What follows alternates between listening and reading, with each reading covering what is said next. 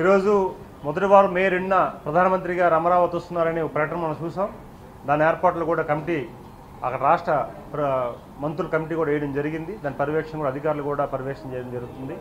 ఈరోజు ప్రతిష్టాత్మకమైన ప్రతి తెలుగువాడు ఆంధ్రప్రదేశ్లో ప్రతి ఒక్కడికి ఒక ఆత్మ అభిమానం, ఆత్మవిశ్వాసాన్ని, ఆత్మధైర్యాన్ని పొందిన మొన్న ఎన్నికల ఫలితాలు మనం చూసాం. అలాగే అమరావతి నిర్మాణం ఈ రాష్ట్ర రాజధానికి ఎక్కడ లేని పరిస్థితుల్లో మనం ఉన్నాం కనుక అమరావతి పునర్నిర్మాణం కోసం ప్రధానమంత్రి గారు వస్తున్నారు. గౌరవ ముఖ్యమంత్రి గారి ఆహ్వానం మేరకు దాని ఏర్పాట్లు కూడా జరుగుతున్నాయి. ముఖ్యమంత్రి గారు కూడా విదేశ పర్యటన నుంచి ఈ రాత్రి 12 గంటలకు ఇక్కడికి వస్తున్నారు.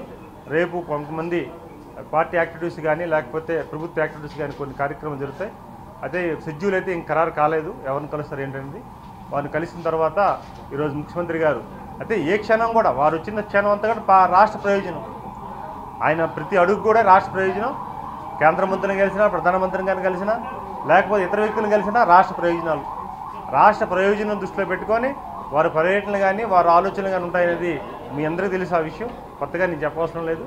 దాంట్లో భాగంగా వారు వస్తున్నారు. అదే సమయంలో ప్రధానమంత్రి గారు కూడా వస్తున్నారు. ఆంధ్రులందరూ కూడా ఎదురు చూస్తున్నారు. ఎందుకంటే ఆంధ్రప్రదేశ్ సంబంధించి అమరావతి మళ్ళీ పునర్నిర్మాణం కోసం వారి చేతుల మీద కార్యక్రమాలు చేపట్టారు. ఆ ఆహ్వానం మేరకు వస్తున్నారు. ప్రతి ఆంధ్రుడు కూడా ఎదురు చూస్తున్నారు.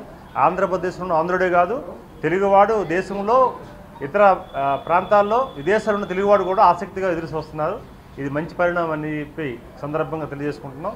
అయితే పరపతున్న వ్యక్తి చంద్రబాబు నాయుడు గారు ఏ పరపతి వ్యక్తి ఏది చేసినా సరే ప్రజల ఆమోదం కానీ, ఇటు పీఎం గారు ఆమోదం కానీ, అలాగే దేశంలో ఉన్న ప్రముఖుల ఆమోదం కూడా వస్తుందనడానికి నిదర్శనం చంద్రబాబు నాయుడు గారి పట్ల నమ్మకం, విశ్వాసం అనే ఈ సందర్భంగా మీకు తెలియజేసుకుంటాం.